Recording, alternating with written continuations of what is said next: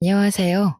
저는 미녀와 야수 소리를 들으며 다들 만류했던 결혼을 굳이 했다가 이혼을 하게 된 여자입니다. 미녀라니 제 입으로 말하기가 참 민망하네요.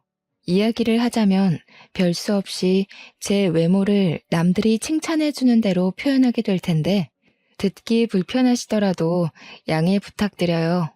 저는 살면서 못생겼다는 말을 들어본 적이 없습니다. 어떤 무리에 소속되었든 그 울타리 안에서 항상 외적인 면모가 손에 꼽힐 만큼 예쁘다는 말을 많이 들었어요. 예쁘다는 칭찬은 여자라면 다 좋아할 말이지만 그것 때문에 피해보는 경우도 적지 않게 있는데요. 제가 바로 외모 때문에 피해를 본 사람들 중 한 명입니다. 그것도 하필 결혼 과정에서요. 다들 혹시 이런 말 들어본 적 있으실지 모르겠어요. 잘생긴 놈들은 얼굴값하고 못생긴 놈들은 꼴값한다는 거요. 저는 외적인 칭찬을 많이 받는 편이지만 한 번도 제 외모로 특혜를 바라거나 잘난 체 한 적이 없거든요. 단언컨대 절대 외모로 사람을 함부로 평가한 적이 없는 사람이에요. 그런 제가 이번 결혼을 통해서 아주 제대로 꼴값 떠는 신랑을 만났지 뭡니까? 저는 아직까지도 그런 남자를 만난 것이 제 인생 최대의 실수를 넘어서 가장 수치스러운 일이었다고 생각합니다. 지금부터 야수 같은 남자가 눈만 높아서는 얼마나 꼴값을 떨었길래 이혼까지 하게 되었는지 들려드릴게요. 사람들이 제게 항상 하던 말이 있었습니다. 너는 당연히 너만큼의 수준인 남자를 만날 것이라는 말이요. 다들 제가 못해도 평균 이상의 조건인 남자들만 만날 거라 생각했다는데 저는 대다수 사람들의 생각과 달리 제일 못생긴 남자와 사랑에 빠져 결혼을 하게 된 케이스입니다. 저와 남편의 만남은 외적인 차이가 심했던 만큼 만남조차 순순하지 않았어요. 누가 저한테 남편 수준의 사람을 소개해 주려 하지도 않았고 다들 제가 눈이 높을 거라고 생각해서 잘난 남자들만 만족할 거라고 생각했대요. 하지만 저는 사람들 생각과는 완전히 다른 이미지입니다. 저는 평소 연애에 관심도 없고 꾸미는 것에도 흥미없고 놀러 다니는 것도 그다지 즐기지 않는 사람이었거든요. 제 삶은 집과 직장이 다였던 인생이었습니다. 그러니까 이 말 뜻은 제가 남편과의 만남이 순순하지 않았던 건 저와 남편을 이어줄 생각조차 안 했던 친구들 입장과 어디 바깥을 활보하지 않는 제 집순이 성향 때문이었다는 겁니다. 절대 남편 수준을 무시해서가 아니었죠. 누구 하나 저한테 남편을 소개해주지도 않고 제가 또 적극적으로 남자를 찾아다닌 게 아닌데 어떻게 남편과 제가 수월하게 연이 닿아서 결혼까지 하겠어요? 제가 남편을 처음 만났던 건 친구 생일 파티 때였습니다. 중학교 동창이 생일 파티로 친구들을 초대해 외식을 한다는 얘기에 그날은 제가 퇴근하고 화장을 좀 한 뒤 그 장소로 갔었어요. 거기서 저는 친구의 친구인 남편을 처음 만나게 된 겁니다. 잘생긴 남자들한테도 별로 설렘을 못 느끼는 제가 남편 수준의 외모가 눈에 들어올 리 없었는데요. 그래서 당시 남편이 저를 어떤 눈길로 보고 있었는지도 몰랐거든요. 그런데 며칠 뒤 친구가 저한테 기함을 하면서 말해주는 겁니다. 내가 남 평가하는 것 같아서 웬만하면 이 말까진 안 하려고 했는데 걔 너한테 관심 있다더라? 대체 그런 용기는 어디서 나오는 건지. 하여튼 조심해. 나한테 관심 있다고 하는데 왜 조심해? 날 좋게 봐준 거면 고마운 일 아닌가? 뭐 이렇든 저렇든 난 이미 관심 없어. 조심해야 돼. 걔가 못생겼는데 자존심은 무지 세거든. 애가 착하긴 해도 너를 탐낼 수준은 아니야. 네가 천배만배 아까우니까 조심하라고. 친구가 새삼스레 이상한 걱정을 해주는데 그땐 솔직히 오버스럽게만 보였고 그런 경고를 쉽게 넘겨들었습니다. 당시에는 저의 방심이 자연스러운 거였어요.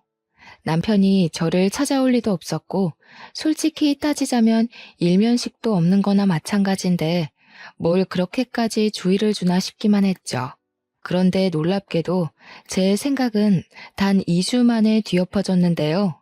남편이 제 SNS를 뒤졌는지 호텔리어인 저의 직장을 알아내서 호텔 앞으로 찾아온 거 아니겠어요? 처음에는 못 알아봤는데 웬 못생긴 남자가 저한테 말을 걸길래 고객인가 싶어서 쳐다봤고 남편이 금세 신원을 밝혀주길래 알아차렸습니다. 남편이 제게 차 한잔 하자고 제안하더라고요. 저는 별 볼 일 없다고 생각해서 거절했어요. 피곤하기도 했고 연애 자체에 관심이 없었거든요. 그런데 남편이 며칠 간격으로 계속 찾아오길래 스트레스를 받기도 하면서 한편으론 좀 무서운 거 아니겠습니까? 좋게 말해도 알아듣질 못하길래 경찰에 신고할 거라고 하니까 그 뒤로는 안 나타나더라고요. 솔직히 저는 이런 경험이 한두 번이 아니었어요.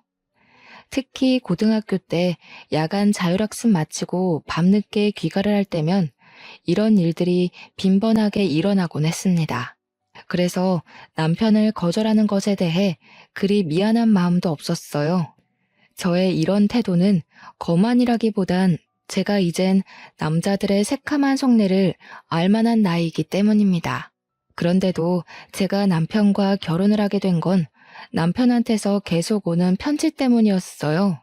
남편은 제 번호를 친구한테 들어서 알 텐데도 제 직장으로 꾸준히 편지를 보냈는데 편지에는 항상 장문의 내용이 담겨 있었습니다.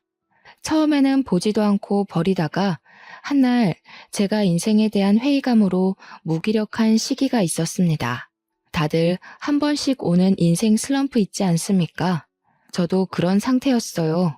그래서 마치 아침 신문을 배달받는 것처럼 오던 편지를 한번 뜯어서 읽어본 적이 있었거든요. 내용은 별거 없었습니다. 그냥 자기 일상 얘기도 있고 날씨 얘기, 인간관계 얘기 등등 누가 라디오를 들려주는 것처럼 그런 일반적인 사람의 흔적이 묻어 있었습니다. 거기서 제게 인상 깊었던 부분은 편지의 마지막 멘트에 항상 제 마음을 복돋아주는 명언이 하나씩 적혀 있었다는 겁니다. 신기하게도 그 뒤로 그 편지를 받으면서 남들 사는 세상살이를 좀 더 폭넓게 느끼게 되었고 마치 포춘 쿠키 안에 행운의 매물을 보는 것처럼 적힌 명언대로 제가 지혜로워지는 느낌까지 받았어요. 그렇게 남편이 주는 편지를 통해서 저도 모르게 자존감이 서서히 채워져 갔죠. 덕분에 슬럼프 시기도 해를 넘기지 않고 훅 지나가 버렸습니다. 그러길 1년이 지속되었을까요?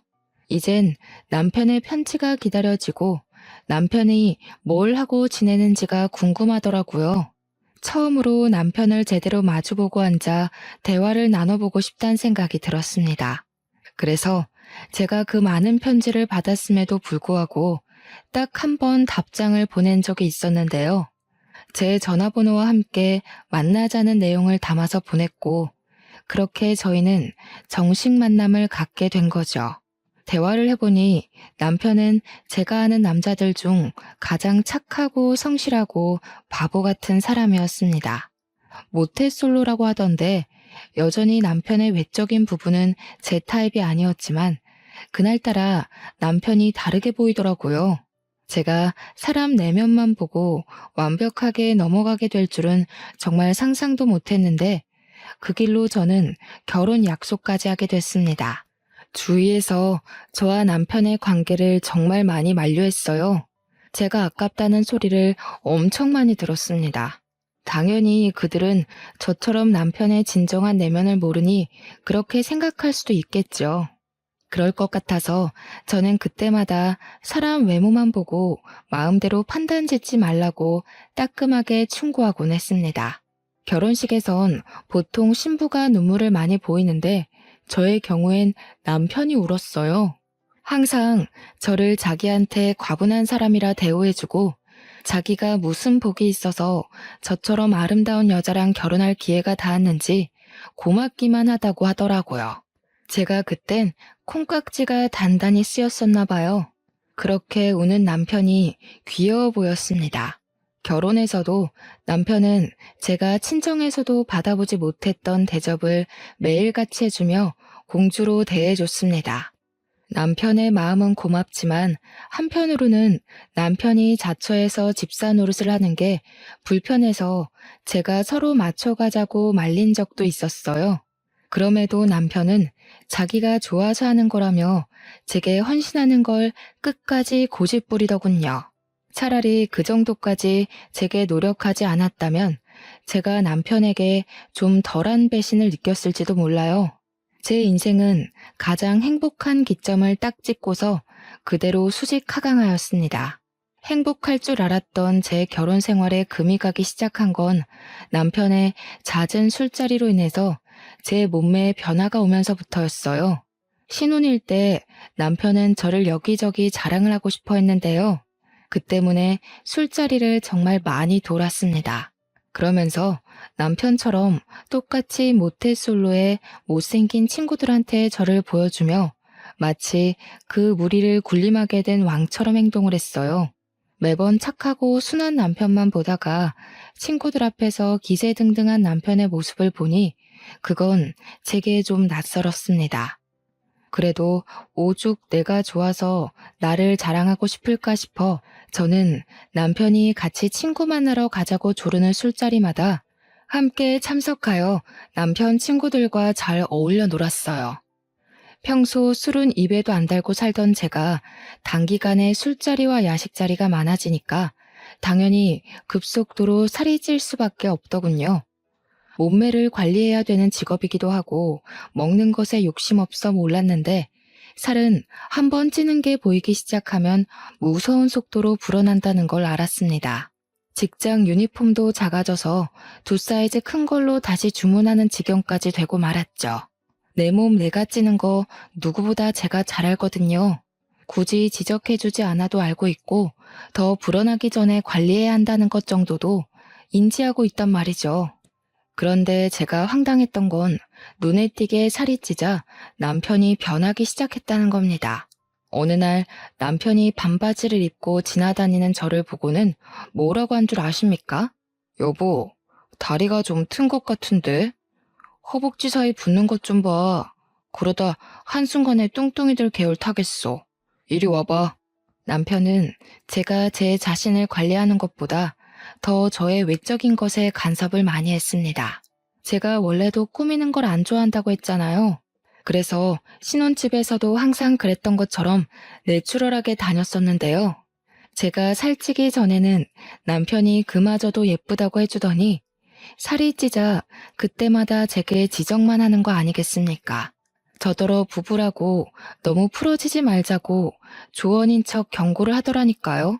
솔직히 단기간에 2사이즈나 불었는데 살이 트는 건 어쩔 수 없는 거 아닙니까? 남편 위해서 남편 친구들이랑 같이 술 마시고 야식 먹고 하다 보니까 찔 수밖에 없었던 거라고요. 그런데 남편은 그런 제 노력은 알아주지도 않고 그저 몸매만 평가를 하고 있으니 제가 서운하지 않을 수 있겠습니까? 남편이 제게 결정적으로 상처를 준 적이 있었는데요. 한 번은 남편이 저더러 임신도 안 했는데 이렇게 트면 나중에 임신해서는 몸이 더 징그러워지는 거 아니냐고 하는 거 아니겠어요?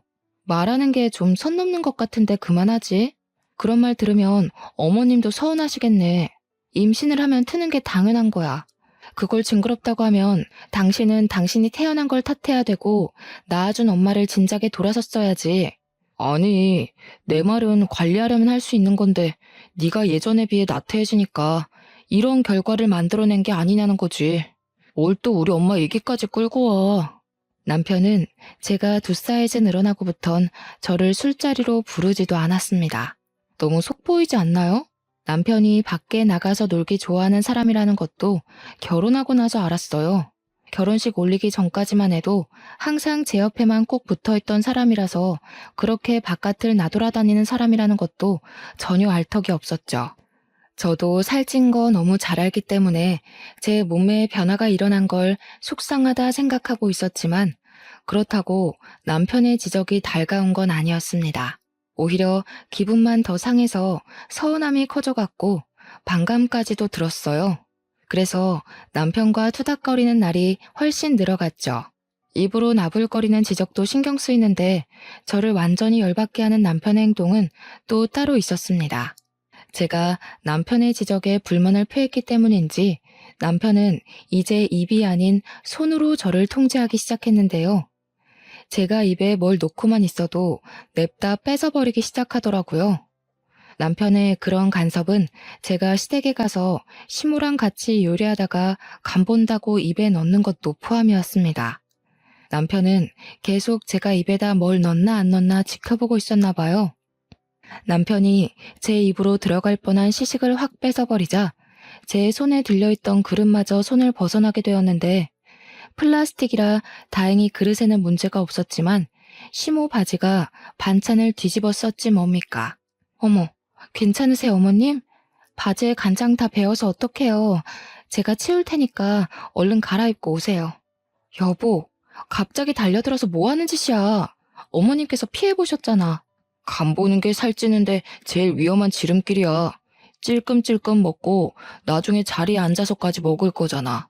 내가 안 말렸으면 너 오늘만 한 2kg는 쪘을 거다. 좀 그만해.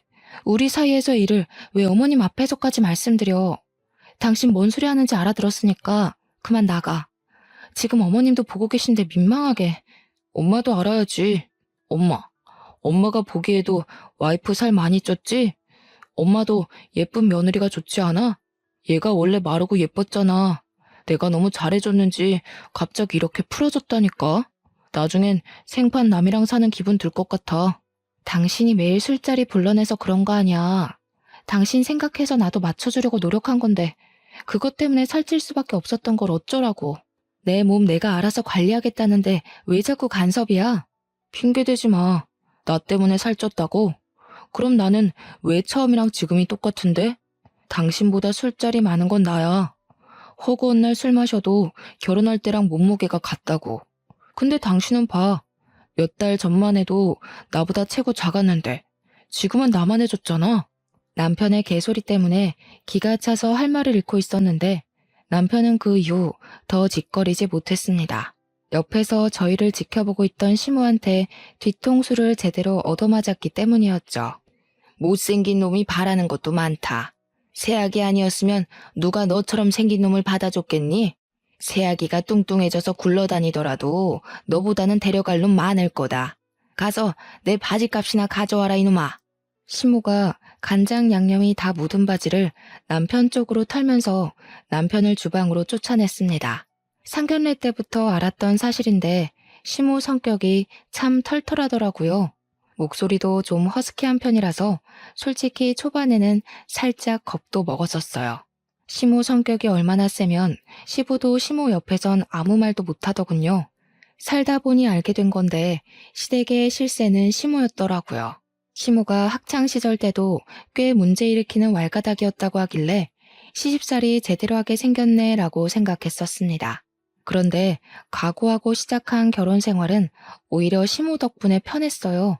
제가 아내 노릇 며느리 노릇이 서툴 때면 남편과 시부가 제게 한 소리 얹기도 했는데 그럴 때마다 시모가 끼어들어서 자체적으로 필터링도 해주었습니다. 결혼 처음부터 척척박사로 잘하는 아내, 며느리가 어딨냐면서 제가 하는 모든 일에 입도 못 대게 하였어요. 그래서 저는 결혼 생활 몇 개월간 시모만을 믿고 남편의 간섭도 참아가며 위로받았던 겁니다. 시모 말로는 남편이 외동이었던 건 시부의 외모를 닮은 사람이 또 나올까 싶어서였다고 했는데 시모가 그 말을 해줄 때 웃음을 참느라 힘들었던 기억이 나요. 실례인 거 알지만 남편 못지않게 시부 또한 잘생긴 얼굴은 아니었거든요. 남편이 시부를 아주 똑 닮았더라고요. 그래도 시부는 남편과 다르게 시모기에 정말 눌려 살아서 그런지 참 점잖은 분이었습니다. 유독 남편만 제 외모를 지적하고자 안달이었는데 남편 하나만으로 충분히 스트레스를 받거든요. 그런데 남편 같은 사람이 하나 더 나타난 거 아니겠습니까? 바로 남편의 사촌 동생이었습니다. 아가씨는 집에 자주 오는 건 아니었고 결혼식 때 한 번, 명절 때 두어 번 본 게 다였어요. 그렇게 긴 틈을 두고 마주하곤 했으니까 아가씨 눈에는 저의 변화가 더 눈에 확확 들어왔을 겁니다. 아무리 그래도 그렇지 아가씨랑 저는 말 그대로 열 손가락 안에 꼽힐 만큼만 봤을 뿐 서로 함부로 할 만큼 가까운 사이가 아니었거든요. 그런데 아가씨가 제 몸매를 대놓고 지적을 하더라고요. 저보다 한참 어리던데 솔직히 식구라고 해도 좀 무례한 짓 아닌가요? 아, 참고로 아가씨도 못생겼습니다. 언니, 임신도 하기 전에 살쪄서 오빠가 일할 맛이 안 나겠어요. 나중에 임신까지 하면 굴러다니는 거 아니에요? 네가 봐도 그렇지. 아무도 내 말에 동감을 안 해줘서 얼마나 억울했는데. 이참에 네가 우리 집 좀 자주 와서 내 와이프 정신 좀 차리게 해주라. 저것 봐, 다리가 완전 무다리가 됐잖아. 저게 어디 여자 다리야?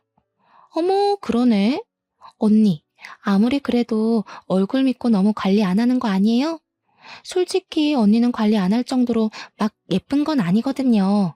언니 같은 얼굴은 몸매가 받쳐줬을 때 빛을 발하는 외모라 반드시 몸매가 날씬하다는 전제가 있어야 된다고요. 아가씨랑 남편은 제가 눈앞에 있기만 하면 신이 나서 저를 앞에 두고 까기 시작했는데요. 제가 한마디 하면 100% 시댁 분위기가 뒤집어질 걸 알고 있기 때문에 최대한 말을 아꼈거든요. 그런데 아가씨도 아가씨지만 남편 입이 가벼운 게 정말 꼴 보기 싫더라고요. 한 소리 해야겠다 싶을 정도로 분노가 차올랐던 게 한두 번이 아닌데 제가 한 번도 시댁을 뒤엎은 적이 없던 이유는 남편과 아가씨가 입을 놀릴 때마다 시모가 대신 나서줬기 때문입니다. 시모는 그들에게 늘 같은 소리만 반복했어요. 아주 못생긴 것들이 둘이서 말도 많다. 너희들 둘 재산을 합쳐서 설쳐봐라. 너희들은 가진 것 전부를 걸어야 그나마 보윤이랑 대등해지지 않을까 싶은데 당장 길거리에 나가도 아마 보윤이 모시고 살 사람만 줄을 섰을 거다. 시모가 남편과 아가씨에게 혀를 끌끌 차며 주제에 넘는 소리 하지 말라고 하면 거짓말처럼 둘 다 입을 싹 다물더라고요. 제가 나서서 판을 엎을 필요가 없었다는 거죠. 거기까진 시모 도움 덕분에 참을만 했어요. 그런데 웃긴 건 아가씨가 정말 저희 집에 찾아오기 시작했다는 겁니다. 아가씨는 일부러 제가 쉬는 날에만 맞춰서 찾아왔고 남편이랑 쌍으로 저의 외모를 지적하며 스트레스를 안겨주었어요. 시모 때문에 시댁에서는 저를 시원하게 까질 못했던 두 사람이 신혼집에서는 물 만난 고기처럼 펄쩍펄쩍 뛰었습니다. 여기서 누가 봐도 재수없는 건 당연히 남편이잖아요. 그 남자가 정말 저한테 헌신하고 저를 위해 살겠다고 울던 남자가 맞나 싶었어요. 남편은 그렇게 점차 얄미운 사람으로 변질되어 갔습니다. 스트레스가 2배가 되니까 제 몸에도 결국 이상이 생기더군요. 심신이 망가지니까 육신까지 기력을 잃어서 스트레스성 위경련까지 발병하고 말았습니다. 며칠간 병원 신사를 졌는데도 불구하고 이것들 하는 짓은 갈수록 더해지기만 했어요. 저도 더 이상 말대답만 해주면 안 되겠더라고요. 제 몸이 망가지니까 하늘도 저를 안쓰럽게 봐준 건지 저한테 좋은 기회를 내려준 적이 있었는데요. 언니, 저 결혼할 사람이 있는데 언니가 좀 봐주실래요? 제 남자친구가 몸매 좋은 사람이 이상형이라고 하더라고요. 혹시 제 몸만 좋아하는 건 아닌가 싶어서 영 불안한 거 있죠? 언니가 나이 좀 있으니까 저보다 남자 보는 눈이 제대로일 것 같은데 잘 좀 봐줘요. 아가씨가 결혼까지 생각하고 있다는 사람을 저한테 소개해준다고 하더라고요. 그러니까 말 그대로 아가씨는 몸매가 참 좋은 여자였어요. 아가씨가 내세울 건 내면도 아닌 몸매뿐이었죠. 제 당시 몸무게가 65kg였는데 아가씨는 50kg 초반이었던 걸로 압니다. 저한테 떳떳하게 몸무게를 자랑했어서 아주 잘 기억하고 있어요. 키는 아가씨보다 제가 좀 더 커서 사실상 제가 65kg라 하더라도 저를 잘 모르는 사람들은 항상 저더러 늘씬하다고 칭찬을 해주었습니다. 아마 자기 남자친구 봐달라고 부탁하는 것에서 아가씨 속셈은 따로 있었을 거예요. 저랑 자기 몸매를 대놓고 자기 남자친구한테 보여주면서 비교하려고 하는 의도겠죠. 너무 눈에 보이는 여우짓이었습니다. 그런 사람들 있지 않습니까? 여우짓 잘 못하는 애들. 여우짓 한 번도 안 해본 애들이 어중간하게 도화살인 척하면서 본인의 매력을 반감시키는 짓 하곤 하잖아요. 아가씨가 딱 그 짝이었어요. 제 부른 몸매를 이용해서 자기 남자친구한테 점수를 더 따려는 목적으로 부탁한 거겠죠. 그 못난 속심이 보여서 솔직히 짜증이 났지만 저는 아주 흔쾌히 수긍을 했습니다. 하늘이 주는 복수의 기회라고 생각했어요. 제가 약간의 튼살은 생겼을지라도 태생부터 군살은 별로 없는 편이었어서 들어갈 때 들어가고 나올 때 나온 라인이 약간은 남아 있었거든요. 물론 결혼 전보다는 못했지만요. 그래서 아예 작정하고 처녀 때처럼 꾸며서 나갈 생각으로 아가씨 제안을 허락했던 것입니다. 눈에는 눈, 이에는 이가 얼마나 무서운지 그 어린 아가씨한테 알려주고 싶더군요. 저는 일할 때도 피부와 속눈썹 화장만 했었는데 영상을 보고 배우기까지 하며 메이크업에 힘을 줬습니다. 아가씨가 분홍빛 화장을 자주 하더라고요. 도화살인 척 하면서 말입니다. 그래서 저도 분홍빛 계열로 메이크업을 했죠. 안 그리던 아이라인까지 그렸고요. 남자들이 환장한다는 기다란 흑색 생머리까지 했습니다. 복장은 당시가 여름이었는데 적당한 라인은 드러나되 살집은 가려지는 옷으로 골라서 입었고 아가씨가 부른 약속 장소로 갔어요. 오랜만에 꾸며서 그런지 은근슬쩍 따라붙는 남자들의 시선도 오래간만에 느꼈습니다. 결혼하기 전에는 몰랐는데 결혼하고 나니까 그런 남자들의 관심이 고맙기만 하더라고요. 그리고 먼저 도착해 있는 아가씨와 아가씨 남자친구를 마주했는데요. 정말 거짓말 아니고 아가씨 남자친구가 저를 보자마자 과자 안주를 먹다가 사례까지 들린 것 아니겠습니까? 당시 가게 분위기는 조명빛이 밝은 편이었는데 아가씨 남자친구 얼굴이 아주 새빨개진 겁니다. 누가 봐도 남자로서의 본능적인 시선과 반응이었습니다. 그보다 아가씨 표정이 아주 볼만했어요. 당시 기억으로는 아가씨도 꽤나 힘을 주고 온 차림새였던 걸로 압니다. 그럼에도 불구하고 얼굴이 못생기니까 그만한 태가 잘 안 살더라고요. 아가씨는 제가 집에서처럼 후줄근하고 꾀지지하게 나올 거라 생각했나 봐요. 제가 너무 펑퍼짐한 옷만 입고 다녀서 제 몸에 군살이 있는지 없는지도 몰랐겠죠. 아가씨는 저를 한참이나 훑어보면서 자기 남자친구의 시선 처리를 신경 썼습니다. 제가 오자마자 찬물이 확 끼얹어진 분위기였는데 속으로 좀 고소하더라고요. 내가 살이 쪄도 너는 나한테 안 된다는 걸 아가씨한테 보여준 셈이라서 정말 쌤통이었습니다. 제가 사근사근 웃을수록 아가씨 표정은 급격하게 썩어갔어요. 그리고 대화하는 내내 아가씨 남자친구는 저를 잘 못 쳐다봤습니다. 저의 예전 경험을 빌어 해석해봤을 때 그건 분명 호감의 태도였죠. 제가 웃을 때마다 아가씨 남자친구가 한 번씩 넋 놓는 표정을 지었는데 그때마다 아가씨가 짜증을 내는 바람에 제게서 시선을 거두길 반복했어요. 그뿐만 아니라 제가 말을 걸 때도 아가씨 남자친구는 얼굴이 쉽게 빨개졌습니다. 아가씨 남자친구는 제 남편처럼 그렇게 잘난 남자는 아니었어요. 딱 아가씨 수준에 만날 것 같은 그 정도의 남자였죠. 그날 약속 자리는 완벽한 저의 승리로 마무리되었습니다. 제가 외모로 자랑질하는 걸 좋아하는 사람이 아닌데 남편이랑 아가씨한테는 이렇게까지 해서라도 보여줘야겠더라고요. 아가씨 남자친구분 괜찮아 보이네요. 요즘 말 한마디 할 때마다 얼굴 빨개지는 사람 드문데 아주 순수하신 것 같아요.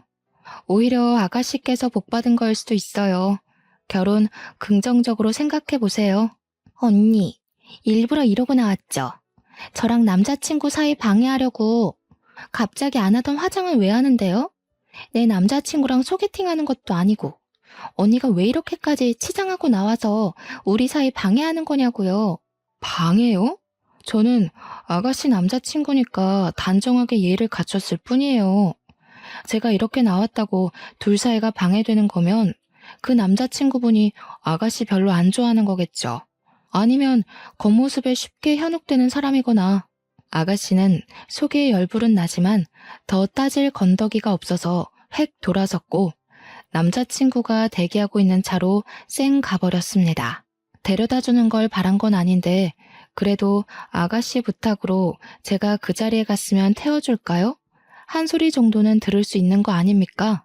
그런 말조차도 안 하고 볼일 끝났다는 듯 가버리더라고요. 뭐 아가씨 입장에선 제가 자기 남자친구랑 한시도 같이 있는 걸 바라지 않겠죠. 그리고 바로 그날 집으로 돌아오는 길에 저는 아주 황당한 장면을 목격하게 되었습니다. 집 가는 길에 남편이 잘 다니는 술집이 하나 있는데 그날 밤에도 남편이 그곳 앞에 있더라고요. 그런데 웬 여자를 하나 끼고 있는 거 아니겠습니까? 남편한테는 여자 사람 친구가 없어요.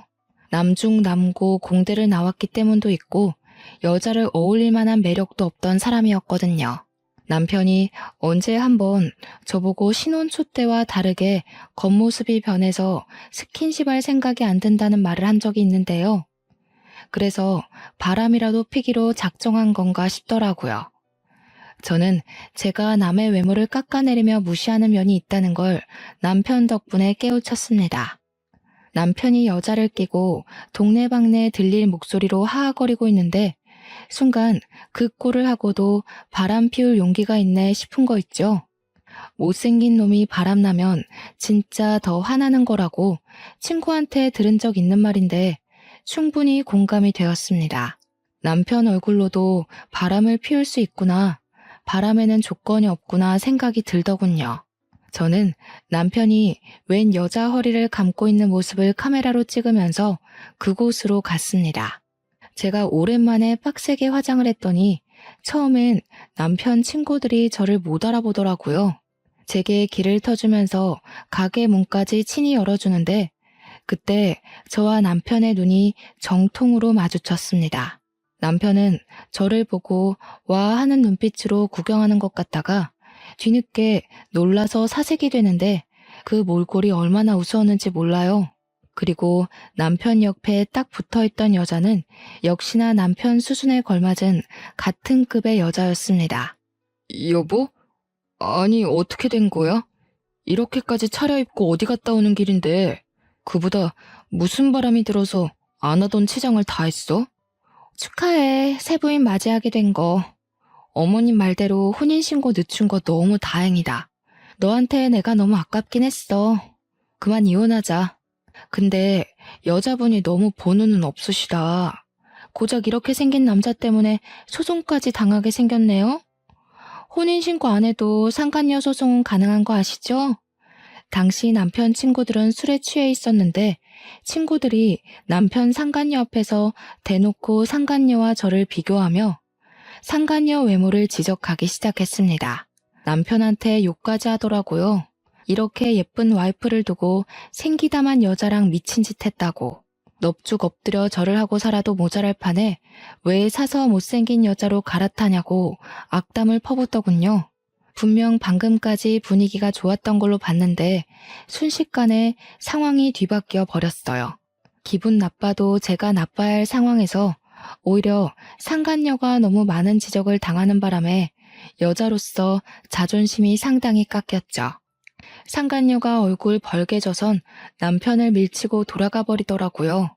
상간녀야 소송해버리면 그쪽에 볼 일은 더 이상 없는 거고 저는 남편의 태도가 기분 나빴습니다. 친구들한테 따끔하게 욕을 먹으면서도 상간녀와 제 사이에서 갈피를 못 잡고 있는 거 아니겠습니까?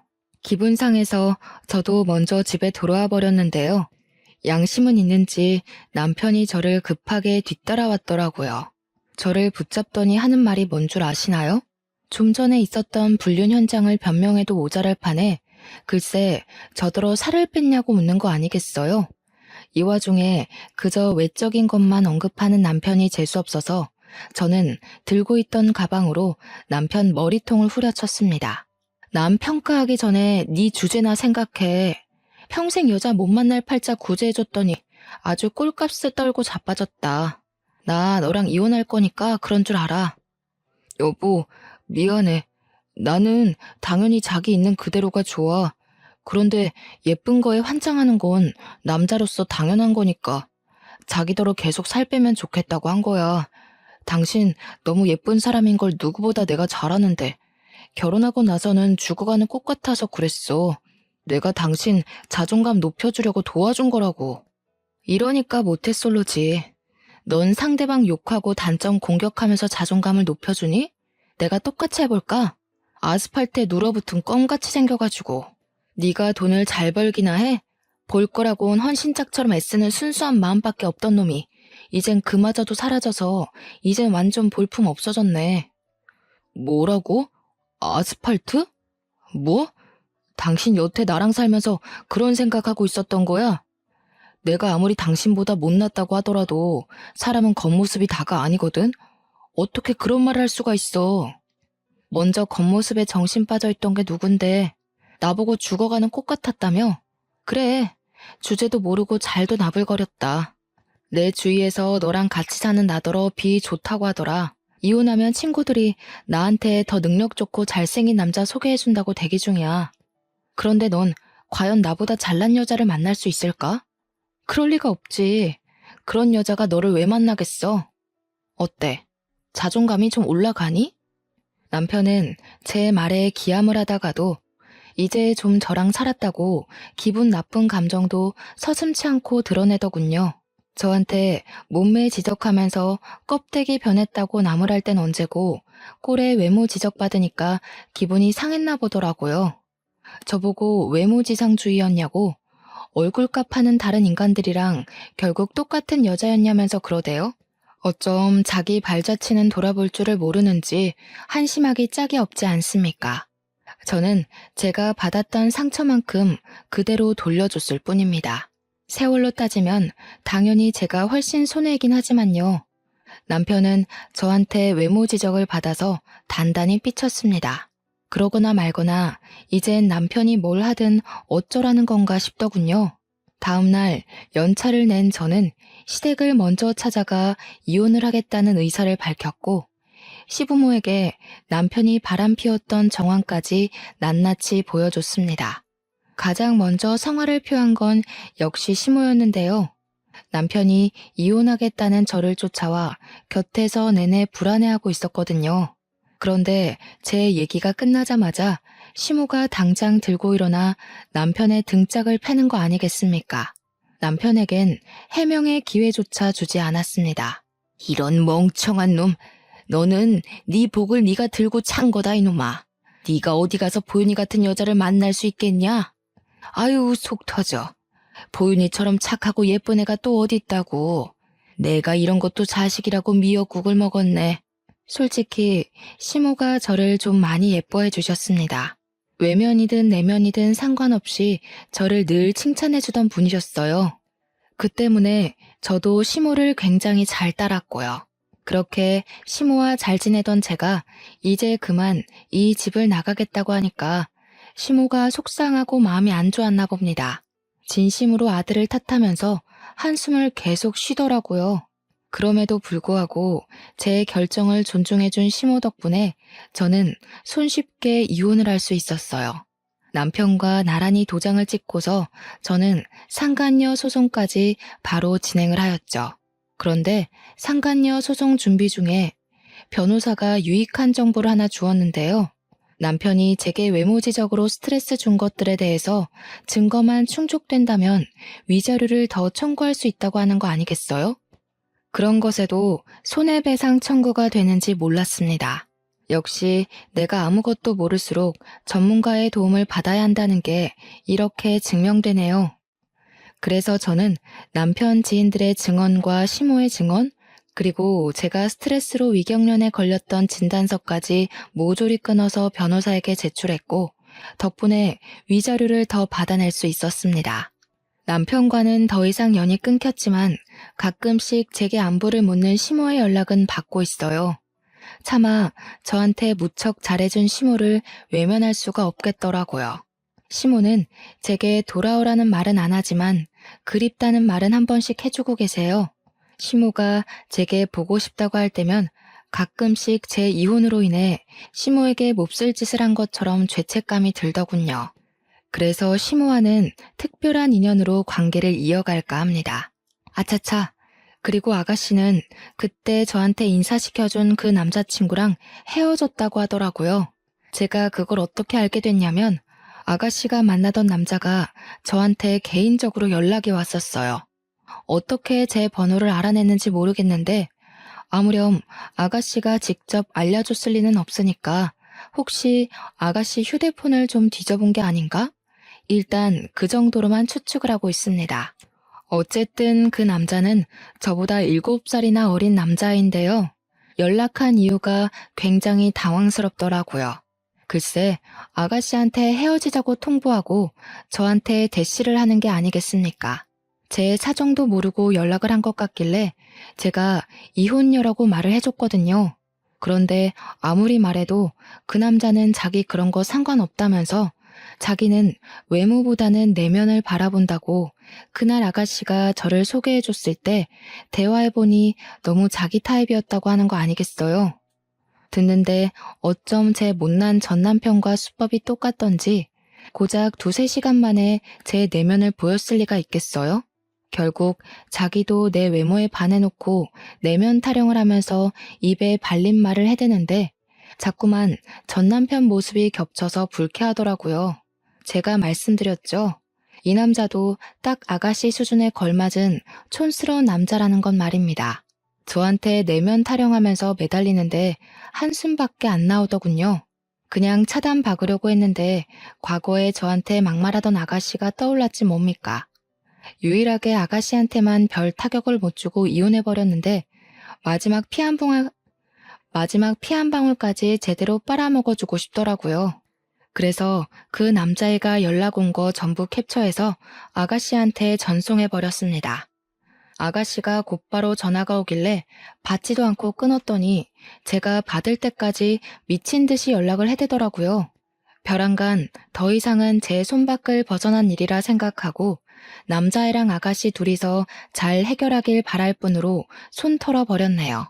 그리고 저는 현재 이혼녀지만 당당하게 살고 싶어서 다이어트를 열심히 했어요. 식사량만 줄였더니 바로 5kg가 빠져버리더군요. 이 기회에 아예 몸을 제대로 만들고 싶어서 헬스장까지 등록했고 운동하다 보니까 새로운 곳에 재미까지 들려버리고 말았죠. 1년 동안 개인 운동 다니면서 트레이너의 추천으로 지금 피트니스 대학에 나갈 준비 중에 있습니다. 한 번도 도전해보지 않았고 감히 상상도 못해본 길인데 하루하루 준비해 가는 날이 알차고 힐링도 많이 되더라고요. 마치 제 2의 인생이 시작된 기분이랄까. 아마 제가 아이가 없었기 때문에 아무 일 없던 것처럼 싱글로 빠르게 복귀할 수 있지 않았나 싶습니다. 다른 사연들 보니까 아이 때문에 이혼을 하고도 고충을 겪는 분들 꽤 되시더라고요. 홀로 아이를 키우다 보니 사회적 억압도 2배, 책임감도 2배, 스트레스도 2배가 아닙니까? 저도 저지만 사실 그런 분들이 정말 대단하고 존경스러운 여성분들이 아닌가 싶어요.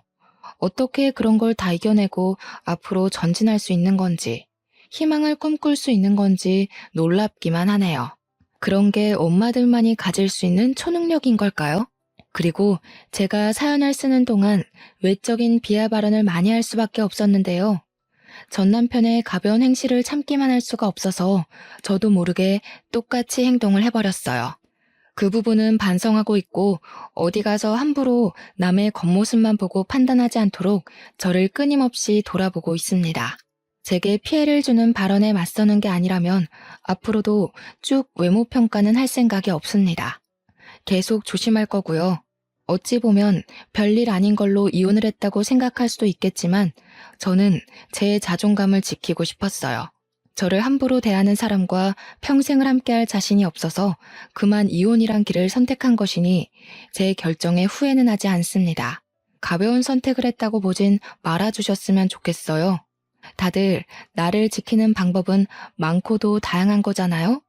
그만 제 사연을 마무리하도록 하겠습니다. 들어주셔서 너무 감사드려요.